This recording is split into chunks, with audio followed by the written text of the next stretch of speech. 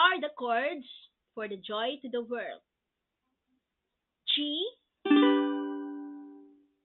C, and D. G is on the second and third fret, first finger on the third string, second fret, second finger is on the second fret, first string, and on the third finger, third fret, second string. Okay, this is G. Then C, it's on the first string, third fret.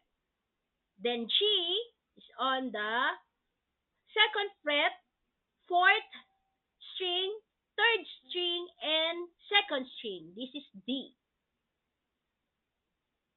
Okay, these are the chords for the Joy to the World. G, C, D, and G. Joy to the World.